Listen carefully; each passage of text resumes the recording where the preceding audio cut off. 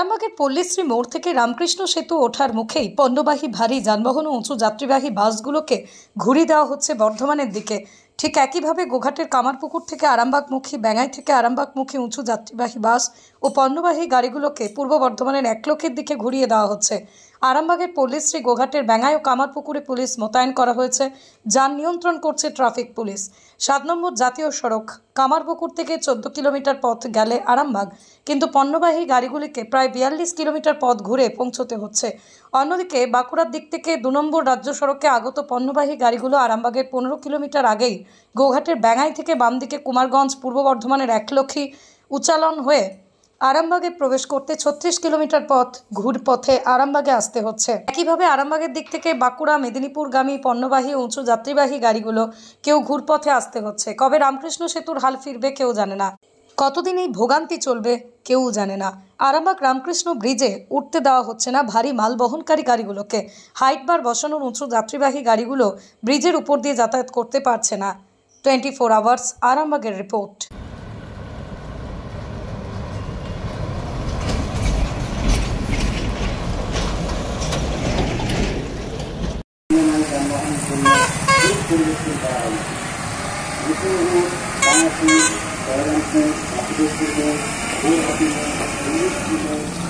Maximum আমাদের তো গাড়ির লাইনে লোক, ধরুন 40-এর কাছাকাছি, 40 কিলোমিটার রাস্তা ধরুন। 14 কিলোমিটার হয়ে যেত 40 কিলোমিটার। কতটা ঘুরছে তো দেখুন, এত রাস্তা ব্যাগ, যেটা মানে শর্ট টাইমে যে রাস্তাটা আমরা যেতে পারতাম সেই সময়টা বেশি লেগে যাচ্ছে, রাস্তাটাও খরচা বেশি বেড়ে যাচ্ছে। তারপর সরকার যদি মনে করে যে ব্রিজটা মানে ব্যবস্থা করবো তাড়াতাড়ি, তার আর ভালো হয়।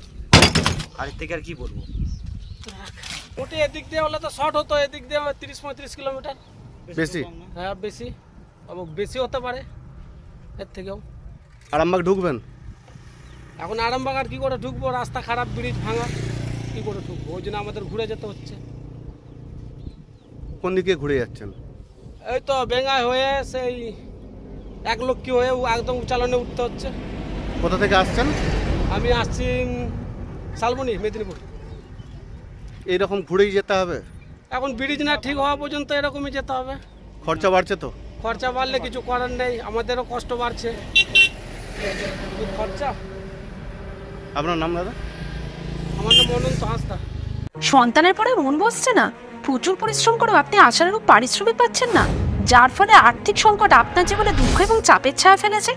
দেনার ভারে জর্জরিত স্বামী স্ত্রীর মধ্যে প্রতিনিয়ত ভুল বোঝাবুঝি বেড়েই চলেছে। নতুন বাড়ি কিনেছেন, কিন্তু সেই স্বপ্নের বাড়িটা যেন আরও দুর্ভোগ নিয়ে এসছে আপনার জীবনে। আপনি ভাবছেন সস্তায় পাওয়া বাড়িটা নেওয়াটাই কি সঠিক সিদ্ধান্ত ছিল? এমনই সব দ্বিধাদ্বন্দ্ব এবং জীবনের কঠিন মুহূর্তে আপনাকে সঠিক পথে পরিচালিত করবেন আন্তর্জাতিক খ্যাতিসম্পন্ন স্বর্ণপদক ও স্বর্ণ মুকুটপ্রাপ্ত ডক্টর অজয় শাস্ত্রী।